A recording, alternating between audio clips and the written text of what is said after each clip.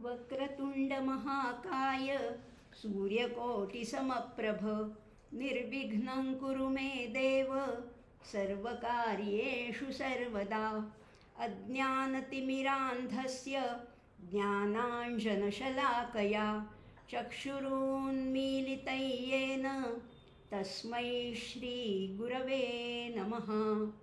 नारायणं नमस्कृत्य नरं चैव नरोत्तमं देवीं सरस्वतीं व्यासं ततो जयमुदीरयेत्।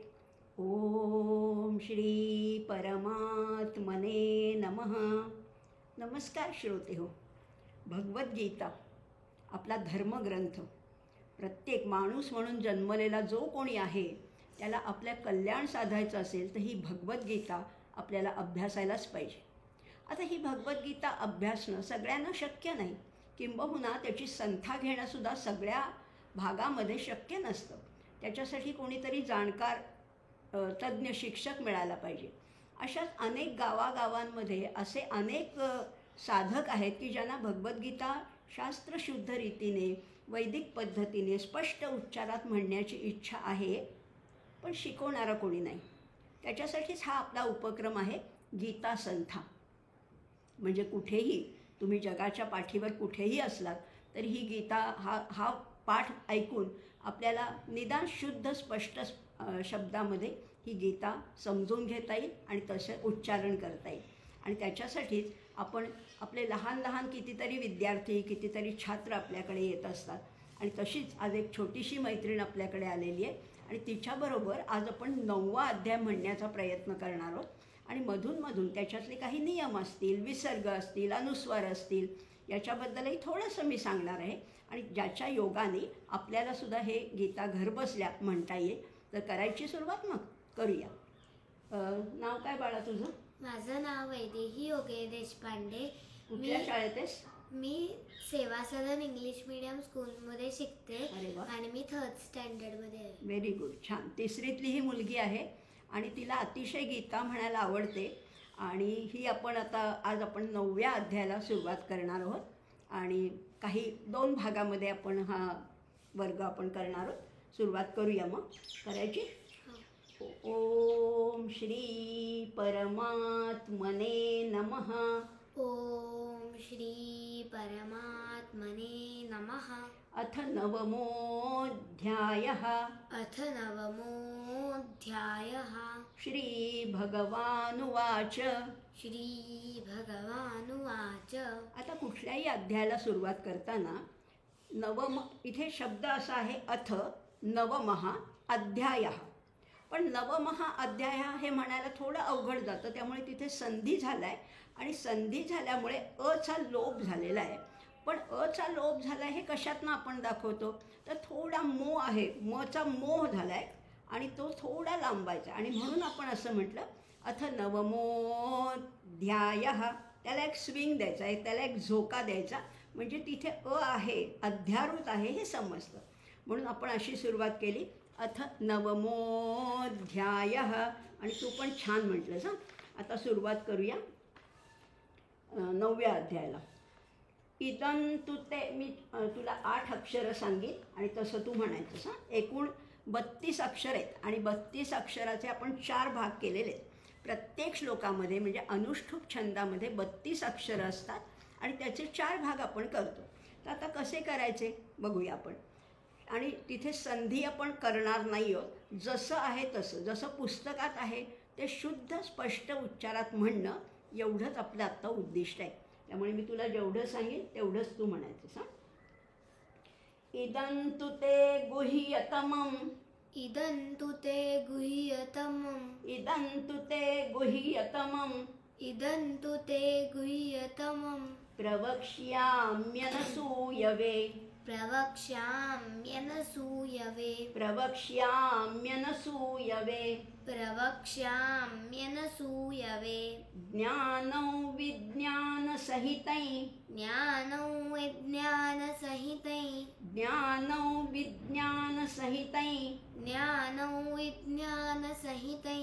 यज्ञात्वा मोक्ष्यसे शुभात्। यज्ञात् वा मोक्ष्यसे शुभात् यज्ञात् वा मोक्ष्यसे शुभात्. यज्ञात् वा मोक्ष्यसे शुभात्. बरोबर, छान म्हणतेस, सुंदर म्हणतेस. इथे प्रत्येक वेळेला जिथे य जोडलेला आहे ना, म्हणजे आता प्रवक्ष्याम्यनसूयवे, क्षला य जोडलेला आहे, तर नुसतं प्रवक्ष्याम्यनसूयवे नाही म्हणायचं, तर क्षला य जोडला हे आपल्या उच्चारातनं कळलं पाहिजे. किंवा यज्ञात वा मोक्ष्यसे, क्ष आणि य जोडलेला आहे हे उच्चारणातनं कळलं पाहिजे. त्यामुळे तो स्पष्ट, यचा उच्चार स्पष्ट झाला पाहिजे. आणि पुढे म्हटलेलं आहे अशुभात, मोक्षसे अशुभाते, आणि म्हणून आपण से लांबवलं आहे. बघा आता परत एकदा मी एकदा म्हणते. इदंतु ते गुह्यतमं प्रवक्ष्याम्यनसूयवे ज्ञानौ विज्ञानसहितै यज्ञात् वा मोक्ष्यसे शुभात्. असा श्लोक म्हणायचा आहे पूर्ण. आता पुढचा बघूया, सांगू पुढचा. कळला आहे ना तुला? हा छान म्हटलास तू पहिला श्लोक. हां, पुढचा श्लोक. राजविद्या राजगुह्यं राजविद्या राजगुह्यं पवित्रमिदमुत्तमं पवित्रमिदमुत्तमं प्रत्यक्षावगमं धर्म्यं प्रत्यक्षावगम्यं धर्म्यं अनुस्वार. धर्म्यं बरोबर आहे, छान. प्रत्यक्षावगमं धर्म्यं प्रत्यक्षावगमं धर्म्यं सुसुखं कर्तुमव्ययं. सुसुखं कर्तुमव्ययम्. सुंदर, फारच छान म्हणतेस. आता तुला एक ओळ म्हणता येईल सगळी. हां, आपण शक्यतो एका श्वासात म्हणायचं बरं का. ही आता आपल्याला 32 अक्षर आहेत, तर 16 अक्षरं तर आरामात एका श्वासात म्हणता येतील. आणि ही तर छानच म्हणते वैदेही. आपण एक ओळ एका श्वासात म्हणूया. हां, ट्राय करूया आपण. राजविद्या राजगुह्यं पवित्रमिदमुत्तमं. राजविद्या राजगुह्यं पवित्रमिदमुत्तमम्. सुंदर, छान. प्रत्यक्षावगमं धर्म्यं सुसुखं कर्तुमव्ययं. प्रत्यक्षावगमं धर्म्यं सुसुखं कर्तुमव्ययम्. सुंदर. पुढचा घ्यायचा. हे दोन्ही श्लोक छान म्हटलेस तू. पुढचा श्लोक म्हणूया, तिसरा श्लोक, 9व्या अध्यायातला तिसरा श्लोक.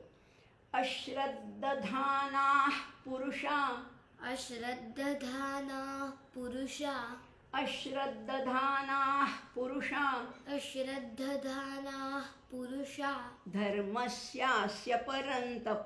धर्मस्यास्य परन्तप. धर्मस्यास्य परन्तप. धर्मस्यास्य परन्तप. अप्राप्यमान्निवर्तन्ते. अप्राप्यमान्निवर्तन्ते. अप्राप्यमान्निवर्तन्ते. अप्राप्यमान्निवर्तन्ते. मृत्युसंसारवर्त्मनि. मृत्युसंसारवर्त्मनि. मृत्युसंसारवर्त्मनि. मृत्युसंसारवर्त्मनि. छान, बरोबर आहे. आता अप्राप्य म्हणताना सुद्धा अवर जरासा मी जोर दिला, कारण जोडाक्षर आहे ना, आणि जोडाक्षराच्या अलीकडे जे लघु अक्षर येतं त्याच्यावर जरासा जोर द्यायचा. आपण एरवीसुद्धा मराठीतसुद्धा बोलताना असंच म्हणतो ना. रक्त म्हणताना रवर जोर देतो, स्वच्छ म्हणताना जोर देतो, अप्राप्य म्हणताना सुद्धा जोर देतोच. तसंच तेच नियम इथे मात्र पर्टिक्युलरली पाळायचे. त्यामुळे हा श्लोक असा आहे. परत मी आता एक ओळ सांगते. अश्रद्धधानाः पुरुषा धर्मस्यास्य परन्तप. अश्रद्धधानाः पुरुषा धर्मस्यास्य परन्तप. अप्राप्यमान्निवर्तन्ते मृत्युसंसारवर्त्मनि. अप्राप्यमान्निवर्तन्ते मृत्युसंसारवर्त्मनि. छान वाटतंय ना? आवडतंय ना? चला पुढचा श्लोक घेऊ. आता एक एकदाच सांगते, दोनदा सांगितलं नाही तरी चालेल. हां, एक एकदाच सांगते आणि मग एक ओळ म्हणूया. असं करायचं आपण. चला. मया ततमिदं सर्वै. मया ततमिदं सर्वं जगदव्यक्तमूर्तिना. जगदव्यक्तमूर्तिना. मत्स्थानि सर्वभूतानि. मत्स्थानि सर्वभूतानि. न चाहन्तेष्वस्थितः. न चाहन्तेष्वस्थितः. Very good. थ म्हणायचं, वस्थितः नाही, वस्थितः.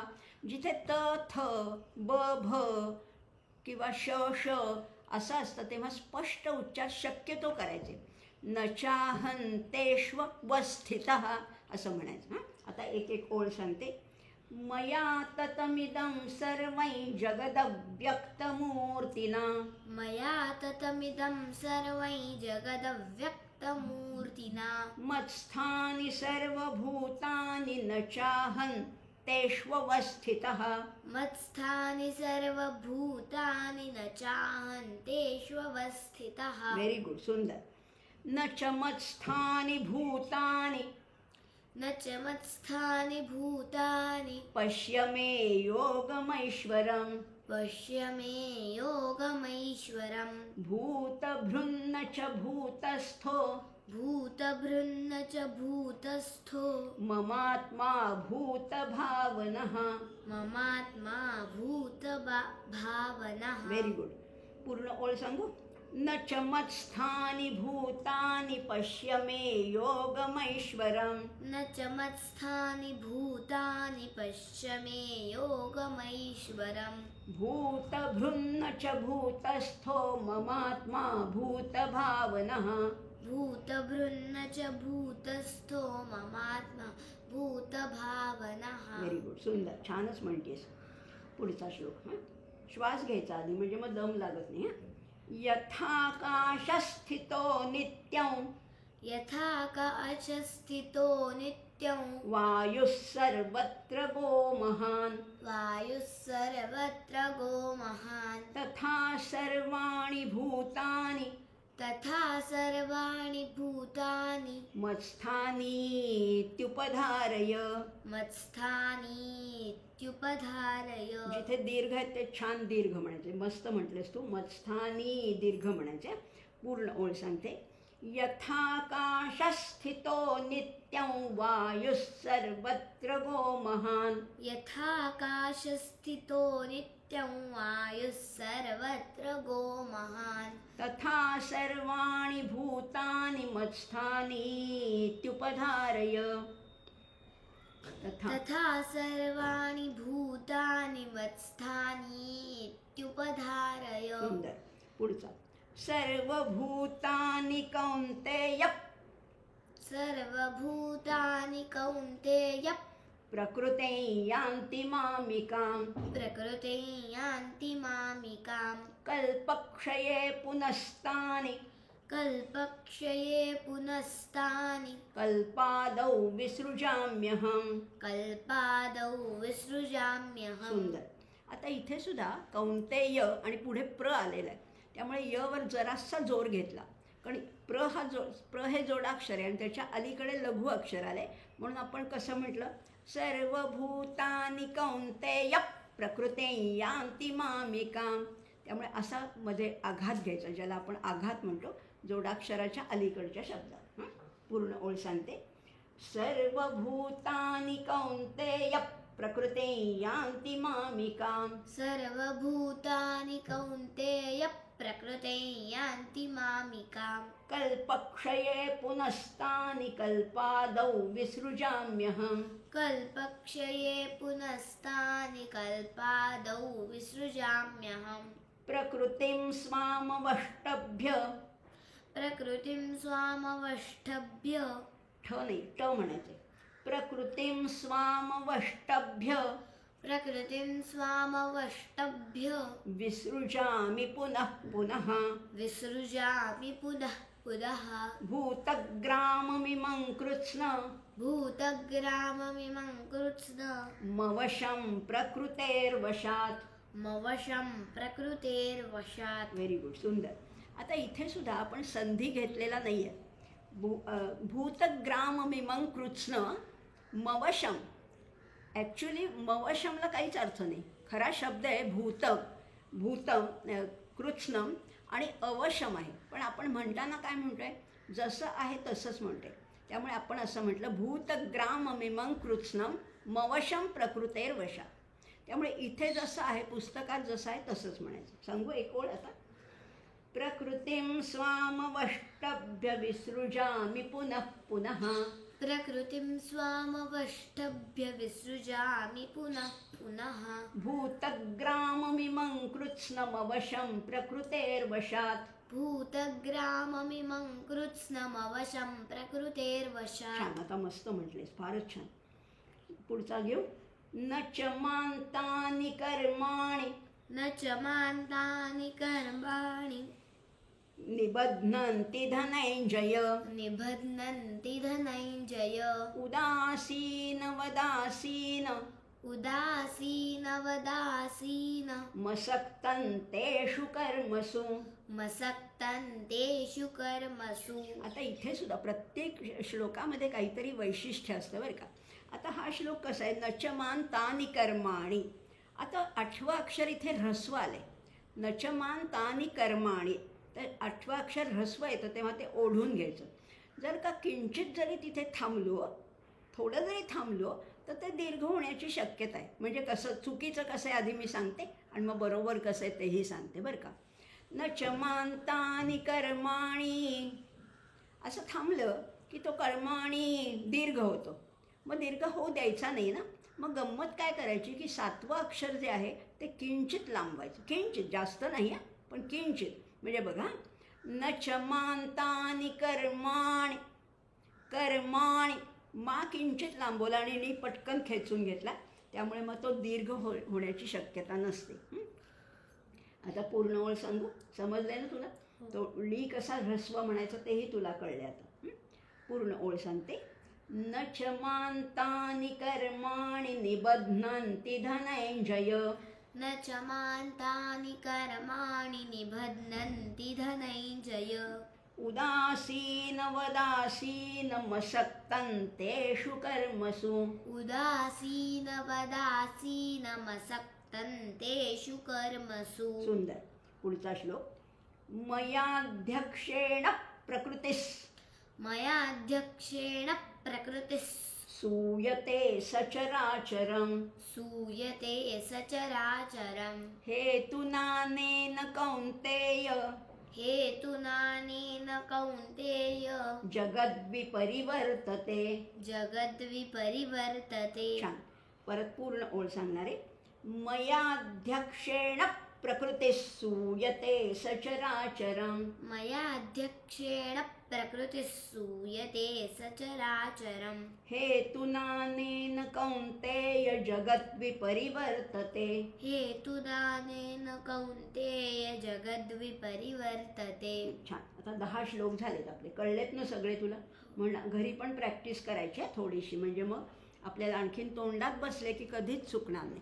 मात्र शुद्ध स्पष्ट उच्चारण व्हायला पाहिजे, हे मात्र मुख्य उद्दिष्ट आहे. पाठांतर हे आपलं उद्दिष्ट नाही आहे. पाठांतर झालं तर उत्तम आहे, पण जास्त म्हणजे शुद्ध स्पष्ट उच्चार म्हणता यायला पाहिजे. कारण हा प्रत्येक श्लोक म्हणजे मंत्र आहे आणि मंत्र हा शुद्धच म्हणायला पाहिजे. त्यामुळे वैदेही तू खूप छान म्हणतेस. पुढचे आपण श्लोक घेऊया. पुढचा श्लोक सोपा आहे तसा. अवजानन्ति मां मूढा. अवजानन्ति मां मूढा. मानुषें तनुमाश्रितं. मानुषीं तनुमाश्रितं. परं भावमजानन्तो. परं भावमजानन्तो मम भूतमहेश्वरं. मम भूतमहेश्वरम्. सुंदर. आता मानुषी श म्हणायचं आहे. पोटफोड्या श आहे, म्हणजे षटकोनातला श आहे तो आपल्या उच्चारातनं कळला पाहिजे. कारण स, श, श, क्ष हे सगळे सारखे वाटतात, पण त्याच्यात थोडा भेद आहे आणि तो आपल्या उच्चारणातनं दिसायला पाहिजे. पूर्ण ओळ सांगते. अवजानन्ति मां मूढा मानुषीं तनुमाश्रितं. अवजानन्ति मां मूढा मानुषीं तनुमाश्रितं. परं भावमजानन्तो मम भूतमहेश्वरम्. परं भावमजानन्तो मम भूतमहेश्वरम्. सुंदर. छान. पुढचा सांगते. 12वा श्लोक आहे. मोघाशामोघकर्माणो. मोघाशामोघकर्माणो मोघज्ञानाविचेतसः. मोघज्ञानाविचेतसः. राक्षसीमासुरीं चैव. राक्षसीमासुरीं चैव प्रकृतिं मोहिनीं श्रिताः. प्रकृतिं मोहिनीं श्रिताः. सुंदर. आता मोघज्ञाना, ज्ञ हे अक्षर खरं तर जोडाक्षर नाही आहे. ज्ञ हे मुळाक्षर आहे, पण ज्ञ हे संयुक्त व्यंजन मानलं जातं, कारण त्याच्यामध्ये द आहे, न आहे आणि य आहे, आणि म्हणून त्याच्या अलीकडच्या अक्षरावर आपण थोडा जोर घेतला, मोघज्ञान असं म्हटलं. आणि आता खालची जी ओळ आहे, दुसरी जी ओळ आहे, राक्षसी मासुरींचैव, तिथे वर पण आघात घेणार आहोत. कसं ते बघूया. पूर्ण ओळ सांगते. मोघाशा मोघ कर्माणो मोघज्ञाना विचेतसः.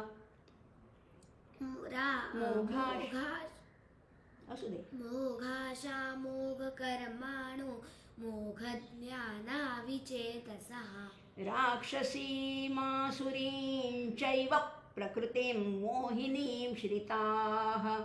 राक्षसीमासुरीं चैव प्रकृतिं सुंदर. मोहिनीं श्रिताः. छान आघात घेतलास तू. पुढचा श्लोक.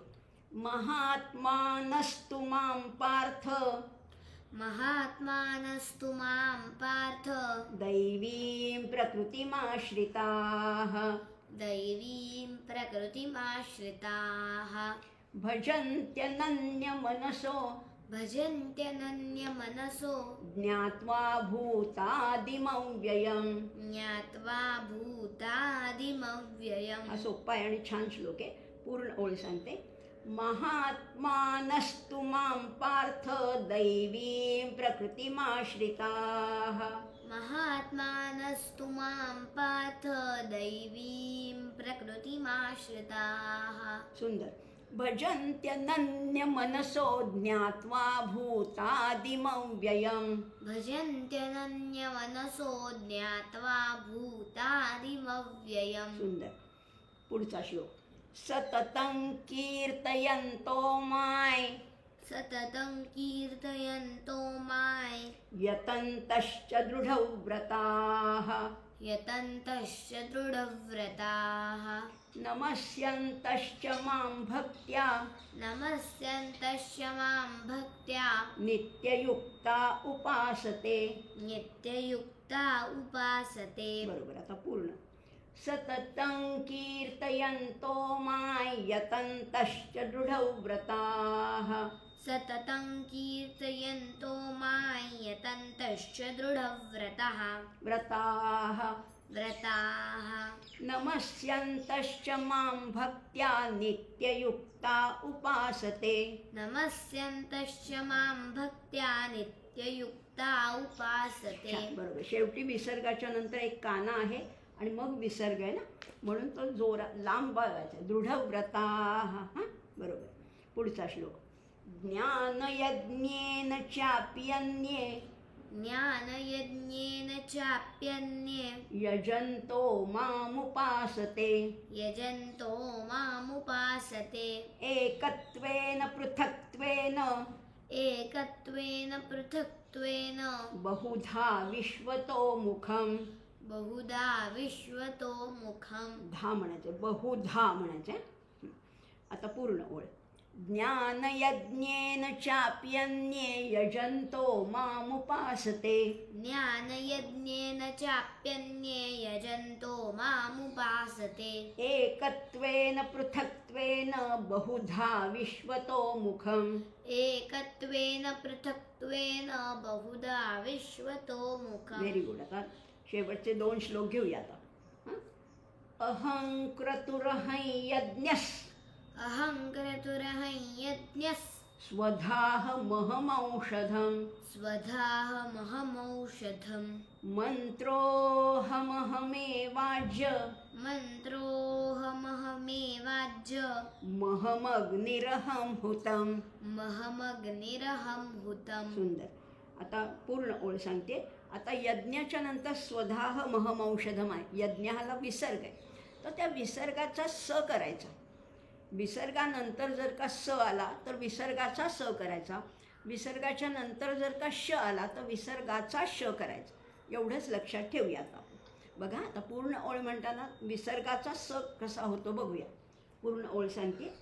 अहं क्रतुरहं यज्ञस्वधाहमहमौषधम् अहं क्रतुरहं यज्ञस्वधाहमहमौषधम् मन्त्रोऽहमहमेवाज्यमहमग्निरहं हुतम्. मन्त्रोऽहमहमेवाज्यमहमग्निरहं हुतम्. सुंदर. आता शेवटचा श्लोक घेऊया. म्हणजे मग 13वा श्लोक 17वा श्लोक आहे हा. पिताहमस्य जगतो पिताहमस्य जगतो माता धाता पितामहः माता धाता पितामहः वेद्यं पवित्रमोङ्कार वेद्यं पवित्रमोङ्कार रुक्साम यजुरेव च. रुक्सामयजुरेव च. सुंदर. आता परत पूर्ण ओळ आपण घेऊया. पिताहमस्य जगतो माता धाता पितामहः पिताहमस्य जगतो माता धाता पितामहः वेद्यं पवित्रमोङ्कार रुक्साम यजुरेव च. वेद्यं पवित्रमोङ्कार रुक्सामयजुरेव च. सुंदर ग. छान म्हणतेस तू. अगदीच छान म्हणतेस. आता आपण ह्याच्यात 9व्या अध्यायातले 17 श्लोक घेतले. पुढच्या भागामध्ये उरलेले 17 श्लोक घेणार आहोत. आत्ता इथेच थांबूया. सर्वेपि सुखिनः सन्तु सर्वे सन्तु निरामयाः सर्वे भद्राणि पश्यन्तु मा कश्चित् दुःखमाप्नुयात् या विश्व प्रार्थनेने आपण समारोप करूया. धन्यवाद.